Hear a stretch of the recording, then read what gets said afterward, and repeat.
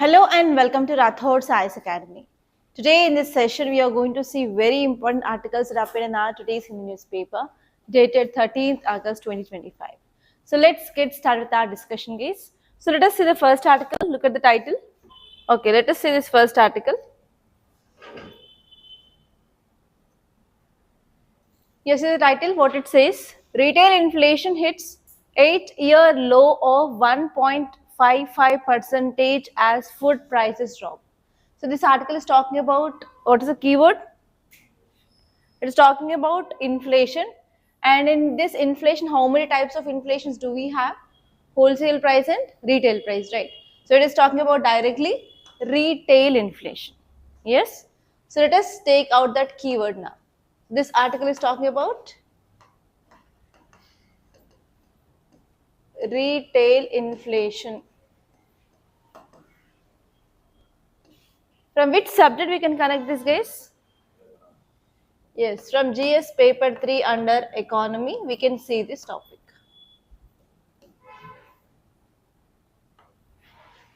So inflation has been done to you, right? So what are the subtopics that you have learned in this inflation chapter? So I think you have learned about what is inflation. So what is this definition of inflation? Whenever there is increasing of price of goods and services in a market, then we call that condition is called as inflation. Yes? And how many types of inflations do we have? So we have wholesale price inflation. Next one is retail price inflation. So what is the difference between this wholesale price and retail price? So wholesale is nothing but any consumer who will come to any manufacturer directly, and if he buys goods in bulk, then that is called as wholesaler, right? So whenever there is increasing of price of goods and services at this wholesale level, that is called as wholesale inflation. As a retailer, for example, you and me will go to nearby shop to purchase the goods or to get any service. At consumer level, at retailer level, whenever there is increasing of price rise, that is called as retail price inflation. Okay, so wholesale price inflation is measured by one index. That index is called as wholesale price index. And this retail price is measured by one index that is called as CPI, consumer price index. And in this again we have 4 subtypes. Okay, so now this article is saying that at retailer level there is decreasing of price. That means there is decreased CPI index. That is consumer price index had been decreased in last month. Last month, that is nothing but July. In July month there is decreasing of prices of goods and services. That is about this article. Okay, so here what you have to say exactly. So you have to say about exactly what is this retail inflation. And here this article is saying that there is decreased inflation to 1.55%. That means we have certain percentage that we have to maintain that so and so inflation. What is that percentage we have to maintain? 4 plus or minus 2. That means 2 to 6% of inflation that we have to maintain. So is that less than 2 to 6% bracket? Yes. So here we can see that there is decreasing of price of the goods and service in the market even below the level that we have to maintain. So here you have to see what are the reasons behind it. And next you have to see what is the impact on our economy. So in this way you have to analyze these articles. So now you guys, can you guess what are the reasons why there is decreased price now in the month of July? So June, July months are nothing but related to which season? Monsoon season. As we all know that our economy is based on agriculture or primary related economy, right? So because of this good rainfall, and this year we have La Nina. So La Nina means nothing but very good rainfall that we are going to get. So because of this there is decreased food prices because of increasing of agriculture productivity, right? And apart from that, even there are non-food prices also have some impact on this inflation nowadays. So now let us see this article clearly what exactly it is saying about. So India's retail inflation, which is measured by the CPI, Consumer Price Index, drop it to 1.55% in July 2025. And it is low since June 2017, that is from 2017 onwards. Now this year, that too in the month of July, there is very low inflation that had been found out. And actually, if you compare with the last month inflation was like 2.1%, which is in the bracket, and now in this July month, it had been decreased. Okay, so if you see what are the reasons behind this decline is base effect. Do you know this base effect? So we are comparing this inflation with base year. So if in that base years, if the price are more and if this year price is less, obviously what happened? There will be decreasing of inflation. That is called as base effect. So if you are comparing with this July 2024 and July 2025, in July 2024, the price of the goods were more compared to that of July 2025. So because of this, there is impact on this base effect on this calculation of inflation. And second important reason is agriculture and supply side improvements. So as you all know that we are having good monsoons now and good monsoon progression and adequate reservoir levels. So because of this, we are going to have good Kharif and as well as good Rabi produce now. And even actually we have good vegetable outcome also, which is seen in this year. So because of this, overall there is decreasing of price of vegetables. So actually entire thali, that thali is nothing but the plate that you are having, the meals cost which is depend upon the vegetables, guys, and that too based on three important vegetables, that is potato, onion and tomato. So if these prices are in control, then obviously there will be decrease of food inflation regarding this vegetable prices in the market. And even pulses price also had been decreased, and even spice, meat, cereals and eggs and sugar, they're also under control. So because of this control of food prices, now we can see there is decreased inflation. And what is the impact of this decreased inflation? Obviously, can people purchase more? Yes. So there will be increasing of demand of goods and services in the market because of decreasing of price. And next one here is purchasing power of people will be increased or not. So earlier, if you take one example, if one dozen eggs is 100 rupees, if now that same one dozen of eggs is 80 rupees, so what happens? So they will purchase more or less. They'll purchase more. So there will be increasing of purchasing power of the people, and especially low income households and middle class people, they will be benefited because of this decreasing of cost, and they can maintain now balanced and nutritious diet. And this one here is we can also ensure economic stability of our country, and even we can attain our medium term goals. And this one here is if inflation is in control, so is there any change, is there any need for change in fiscal policy and monetary policy? No. So here we can also ease our monetary policy. So who will take care of monetary policy? RBI. Who will take care of fiscal policy? Government. Now government or RBI will be not having any work to increase or decrease this taxes or spending or interest rates, whatever it may be. So now government can take some amount of rest because of there is no increasing of price in the market. So what is this consumer price index? Very, very important, and you may get prelims based question here. So here CPI, which measures change in consumer prices based on the basket of goods and services. Okay, and normally the base here is 2012. And what are the goods that will take into consideration in this CPI? So the goods which are normally used by consumers on day-to-day life. For example, clothes, food, transportation, medical care, electricity, and more. So these will come under this basket of goods, and we'll consider this change of prices of these goods when we are comparing with this base year. And CPI will be published every month. So who will do this? MOSPI, that is Ministry of Statistics and Program Implementation. So this ministry is responsible for releasing of this indices. And this one here is why we have to see this CPI, why we have to measure, means we have to know about the stability of our economy, and we have to adjust according to that, cost of living, everything. And normally, as I said, we have 4 types of CPI. So first one is CPI for industrial workers. That means people who are working in industries. So which goods you are purchasing, in that goods whether there is increasing of price or not. That is called as industrial workers. And who will release this? That is Labor Bureau. Very, very important. And we have agricultural laborers. In which area we have these agricultural laborers? In rural areas. So which kind of goods you are consuming, in that goods whether there is increasing of price or not, that will be decided by the CPI, agricultural laborers. And this one is rural laborers. So it measures the changes in the retail price of goods and services consumed by agriculture and rural laborers. And again it is released by Labor Bureau. And very important last one, that is CPI for urban non-manual employees. So for this CPI will be released by NSO, National Statistical Office. Okay, so these are the 4 important CPI types that you have to know. And now let us see the next article, see the title.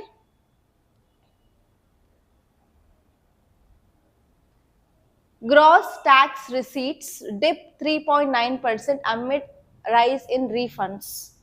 So what is this article talking about? It is talking about something related to tax. What is tax? So this article is talking about tax. Then what is this tax? Who will pay this tax? Citizens of India. Why they have to pay tax to government?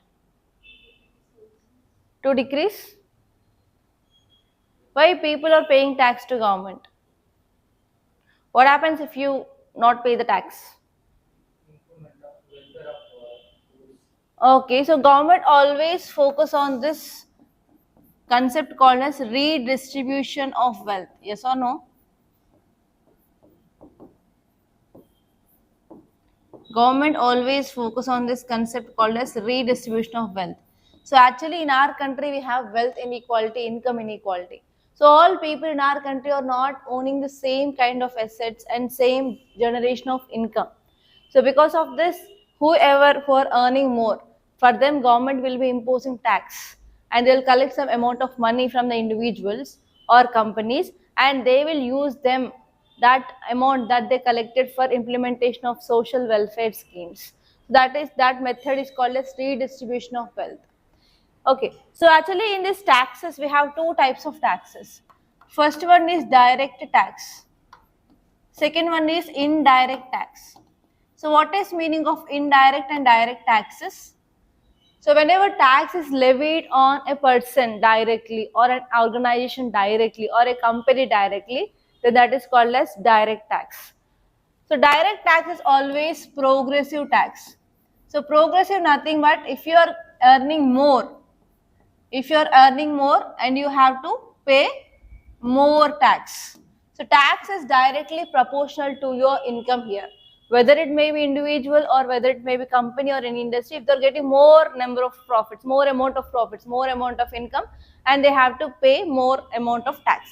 And here we have slabs, 5%, 10%, 18%, 50, 35%, like that we have different slabs in this direct tax. And what is indirect tax? I don't bother what is your economic status is, how much you are earning or how much profit you are getting, but you have to pay minimum amount of tax to government. That is called as indirect tax. So this indirect tax is regressive tax. Regressive is nothing but, so no matter where you are in this ladder, you have to pay the tax. So that means both poor and rich, they have to pay this tax. But here indirect, only rich will be paying tax, not poor. Okay, so because of this, who will be getting more affected because of this indirect tax? Poor will be getting more affected. Okay, so they are not taking your income or your profit into account, but they are imposing almost all equal tax. Okay, so here, because of this regressive tax, poor people are getting affected. For example, we have GST, goods and service taxes, indirect tax. So if you see direct tax examples, what are the examples of direct tax? We have income tax, we have corporate tax. So income tax is nothing but based on your income, you have to pay amount or tax to the government. Corporate tax is nothing but if you are earning any industry or any company or any manufacturing unit. So based on your profit, you have to pay tax to the government. That is called as corporate tax. And not only that, we have gift tax. If anyone is giving gift to you, so it is very expensive. So on that also, you have to pay tax. So that is called as gift tax, like that. So these are the examples. So actually this present article is talking about this direct tax collections. So this article is saying that there is decreased direct tax collections in India. Okay, so whenever there is decreased direct tax collections, do it have any impact on our economy? Any impact on our government and governance? Any impact, guys? So government has to implement social welfare schemes or social welfare schemes. For example, related to education, related to farmers, related to youth, okay, related to poverty, related to hunger, related to women and children. So in every area we have different schemes, right? So from where government will be getting that much funds to implement that schemes? That is nothing but one important source is taxes. So if there is any decreasing of tax collections, do we have any impact on the social welfare schemes? Can our government implement that schemes to the 100% up to the mark? No. So what happens now? There will be decreased allocation of funds to these schemes. And this one is what happened? Can we cover throughout our country? No. Some people will be getting left. So there will be some kinds of exclusion also. So because of this, we will not reach the objective of sustainable development goals. What are the sustainable development goals? So we have 30 sustainable development goals and we have to reach it by, what is the target year? 2030. So in that, first one is zero hunger, zero poverty, everything, right? Women related things, clean environment, underground fisheries, water, everything which comes into the sustainable development goals. So if you want to achieve that, again we need to have more amount of funds. But here there is a fund crunch. So in this way you have to see this article. So from which subject we can see this topic from? We can see this topic from economy from GS paper 3, and apart from that, so we are also talking about governance schemes, right? So we can also see it from GS paper 2 under governance as well. Okay, clear? So now let us see this topic. So this article is saying that India's direct collections for this financial year 2025 to 2026 from April 1st to August 11th experienced a notable slowdown. So there is decreased tax collections in these months. And according to data which released by this income tax department, that too CBDT, Central Board of Direct Taxes, it says that there is decreased tax collection by 1.87. It is around 1.9% of decreasing of tax collection in these months. So what is direct tax? Direct tax is levied or paid directly by a taxpayer to government. And it is opposite of indirect tax. Indirect tax is levied on goods and services that can be passed on to another entity or individual. Okay. And next here, what are the examples here of direct tax? We have capital gains tax. So what is this capital gains tax? For example, I have 5 lakh rupees and I have buy a land. Okay. So after 10 years, what happened? The same land value will increase or decrease over a period of time. It increased. For example, now it is like 50 lakhs rupees. I buy it at 5 lakhs, but after 5 lakhs, after 10 years, so it is around 50 lakhs. So how much gain that I got? It is around 45 lakhs. That is nothing but whenever we are buying any capital assets, on that whenever there is increasing of price, that will be my profit. Yes or no? So on that I have to pay tax to the government. That is called as capital gain tax. So it is also one example of direct tax. And this one is, you know about this corporate tax, you know about this income tax, you know about this gift tax. Okay, let us see the next article. Title says Orange Alert in Hyderabad. IMD cautions of flash floods. So what is this article talking about? This article is talking about IMD color codes. So what is IMD? Indian Meteorological Department. So here there are two important keywords. First one is flash floods. What is a flash flood? So within a very less time period, there will be very heavy rainfall and that will lead to floods. That kind of floods are called as flash floods. Okay, why now IMD is issuing this color code now? Because now we are in monsoon season. So in this monsoon season, actually we are getting good rainfall and we have La Nina now. So because of this, there is also a condition that we can get good rainfall. So because of that, in urban areas, we don't have the ground for penetration of this water. So because of this, what happened, even if you're getting very little rainfall also, it will causes havoc in the streets that you're experiencing from last 1 month, I guess. Okay, so here IMD said that we are going to have good rainfall in these days. So because of this, here citizens, they have to be alert about this flash floods. And here which color code they gave? They gave orange alert. So normally IMD will be issuing 4 color codes. So what are they? You have to know. And on this color codes, UPSC can give you a prelims based question, guys.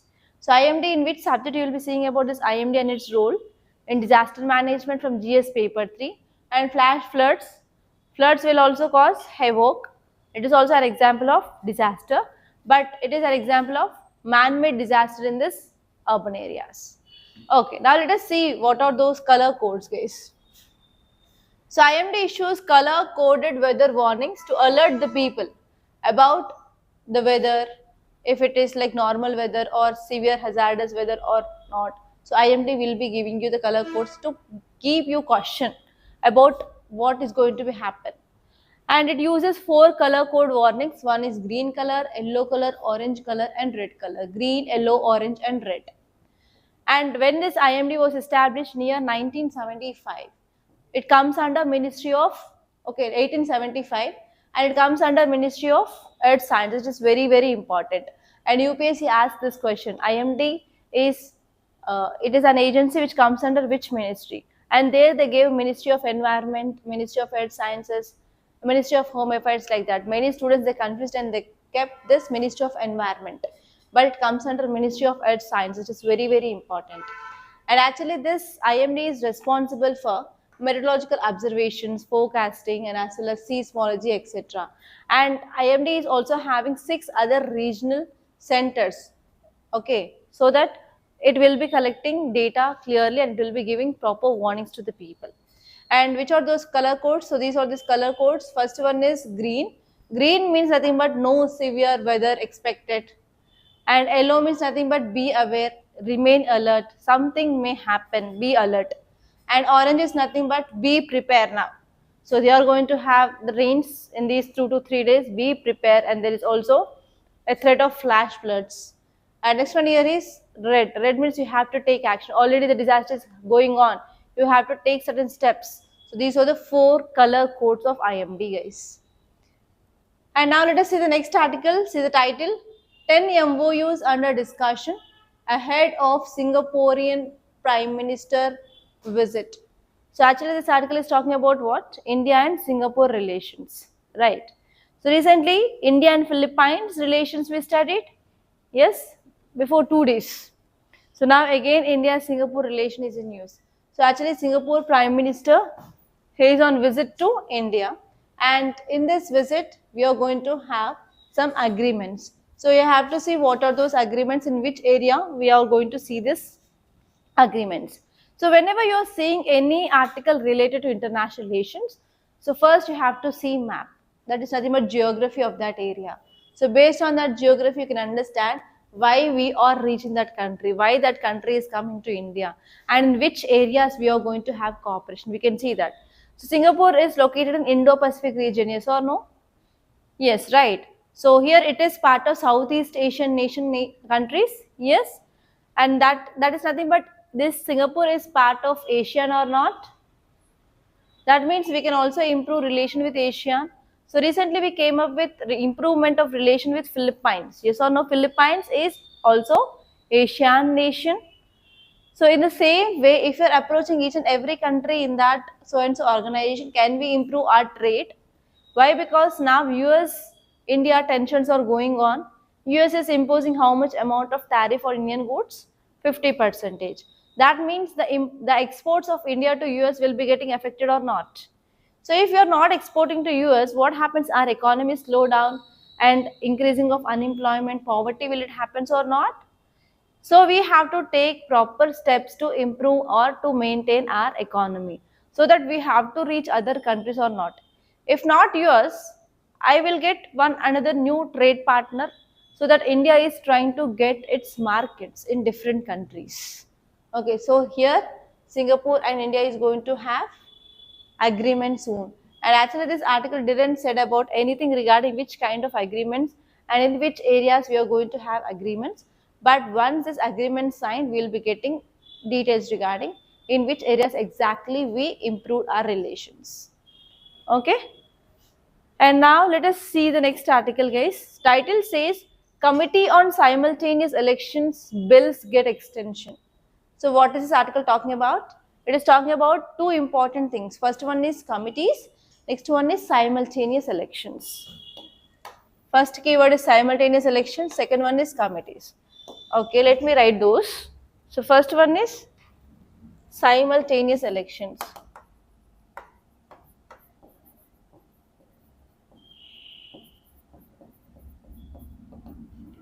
Second one is parliamentary committee.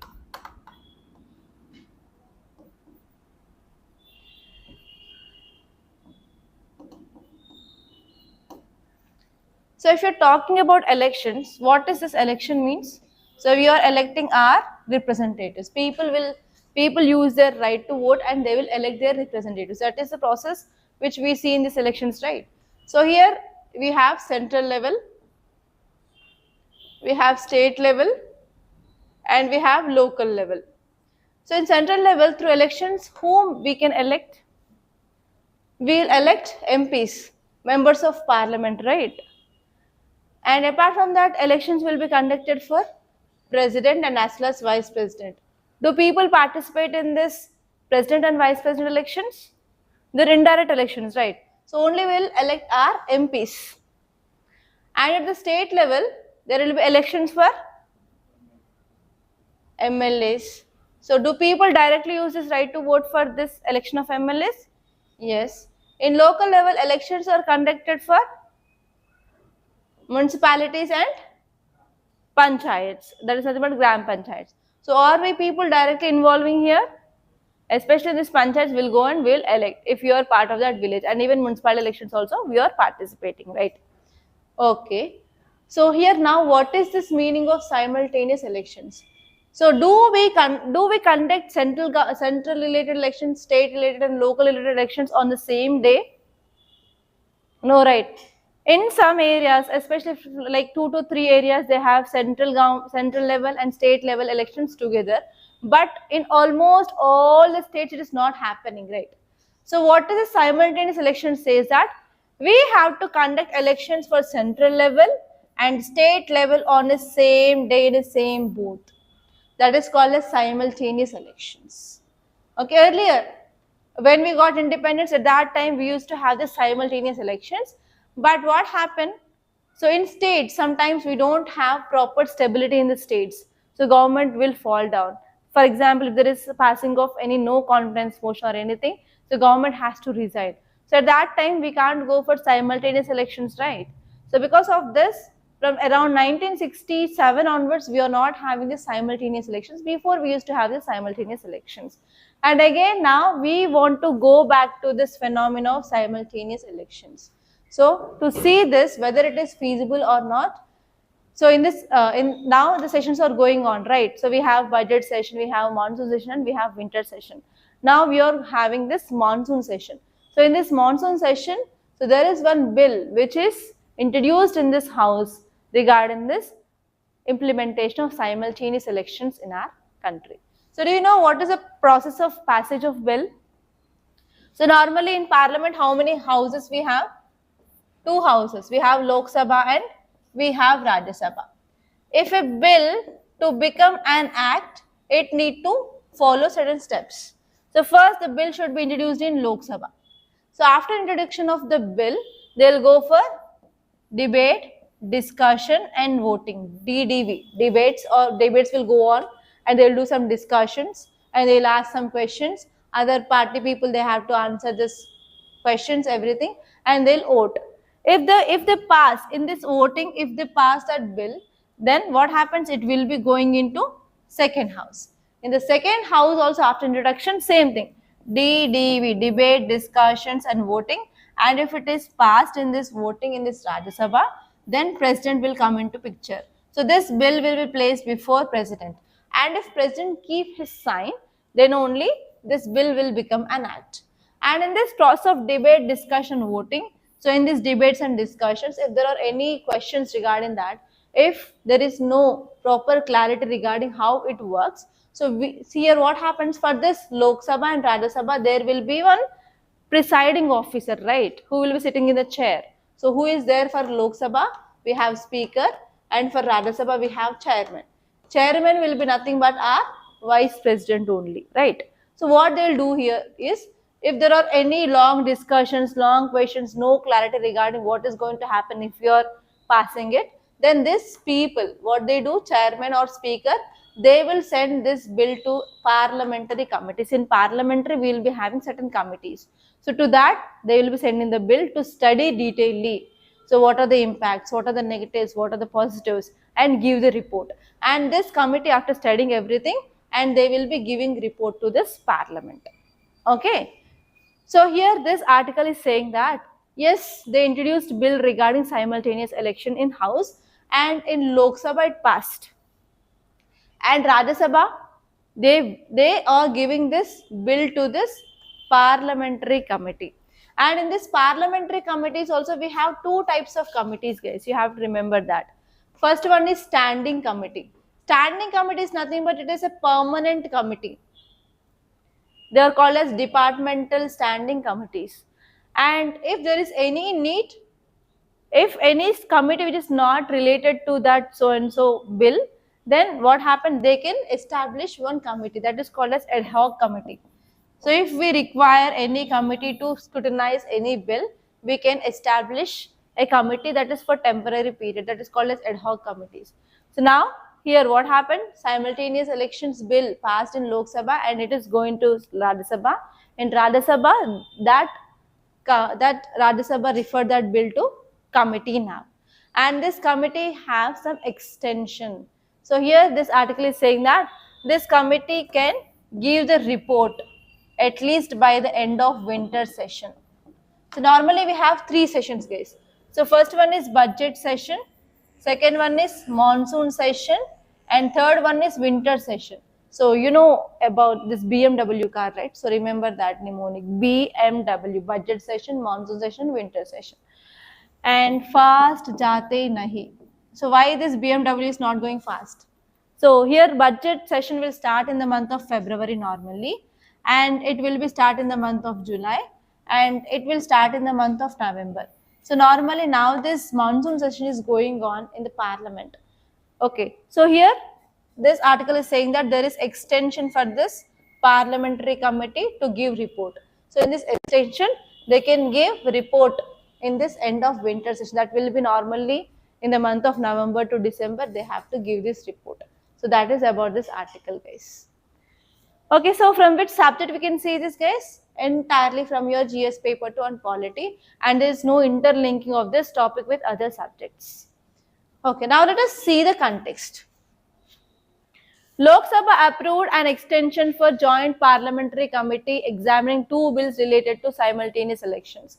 So simultaneous elections is also known as one nation, one election. That means in our country, so we have to do elections for legislative assembly, which is at state level, and Lok Sabha elections at central level. Okay, and this extension of this committee can submit report by this last week of winter session of parliament. That is around November or December, they can submit this report. And this simultaneous election is nothing but we have to hold elections for Lok Sabha and as well as state legislative assembly. And sometimes even we can also include this local bodies like municipalities and panchayats together. Okay, so that is the thing here. And say this next article, cabinet gives approval for 4 semiconductor plants. So very important article of the day. So actually India is having a problem regarding semiconductors. So if you are from this electronic engineering background, so you will be knowing about what are the semiconductors. So what is a conductor? It will allow us to pass the current. Yes or no? What is semiconductor? Only half. That is called a semiconductor. So actually these semiconductors are very important for our electronic industries, and especially in your mobiles, in your laptops, in any other electronic gadgets, or even in automobiles also, semiconductors plays a very important role. But actually the problem in India is we are importing semiconductors from other countries like China, Korea, like that. So because of this, we became import dependent for the semiconductors. So how we are importing this crude oil, in the same way we are also importing the semiconductors. So because of this, what happened? Can we have growth in this electronic and automobile sector? No.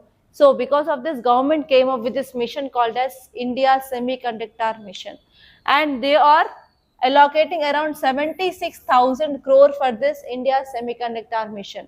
And as part of this India Semiconductor Mission, now government gave permission for 4 semiconductor plants in 3 states. 2 semiconductor plants in Odisha, one is in Punjab and next one is in AP. So if you are from AP guys, so see about in which area they are going to have this semiconductor plant and how it is going to have impact on your AP's economy. And you have to see about what is your AP's employment rate and how this semiconductor mission will help you to improve economy and as well as employment opportunities in your state guys. It is very, very important. Okay, so now let us see this article. So here what you have to see is what are the advantages of this semiconductor plant approval. So this article is saying that Union Cabinet approved 4 projects under India Semiconductor Mission, and 2 projects are there in this state of Odisha, one in Punjab and one in AP. So advantages is, of course, we are going to improve employment opportunities. We can improve direct and as well as indirect employment.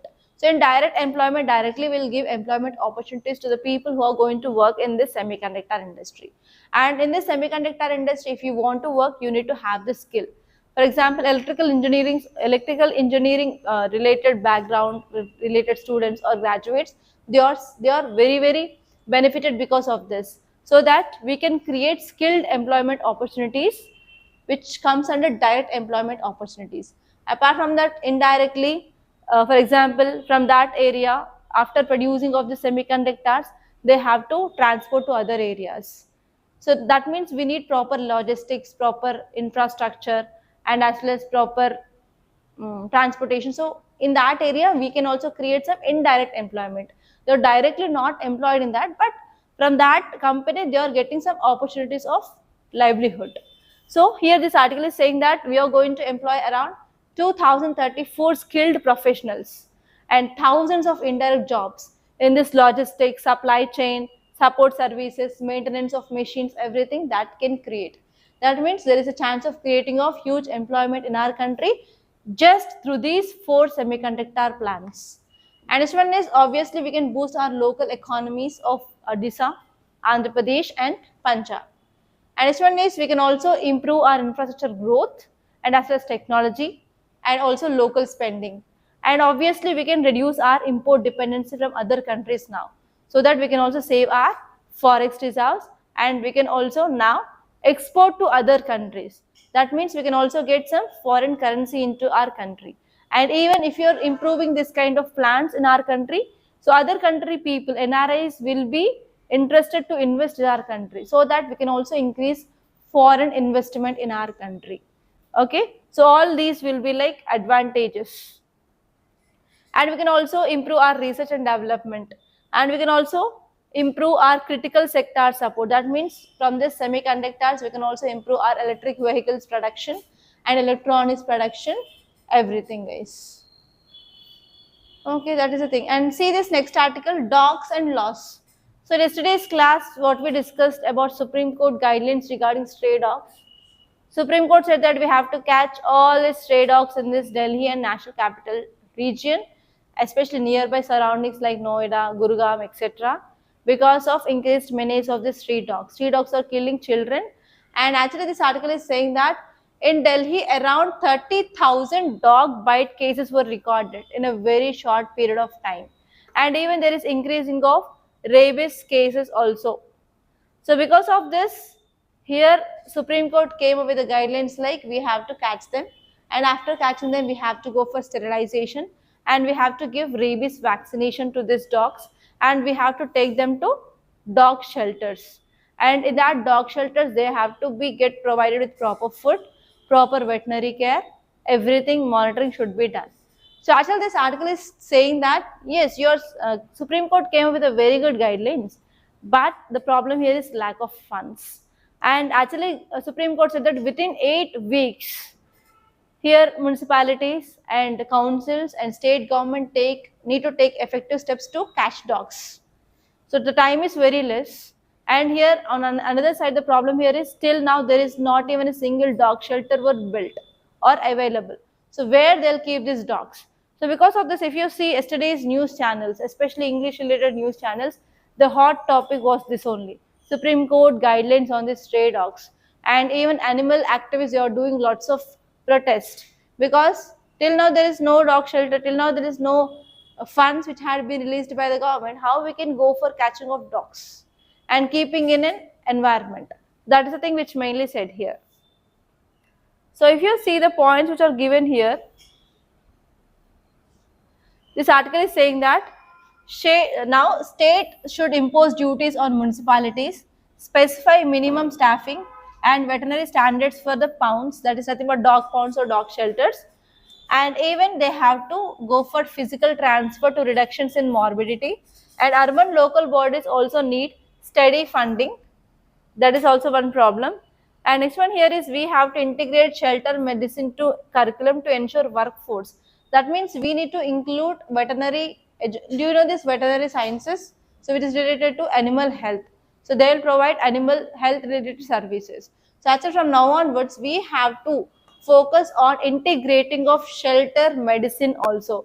Because whenever we are keeping these dogs in that dog shelter in a very high number, there is a very high chance of spreading of disease also.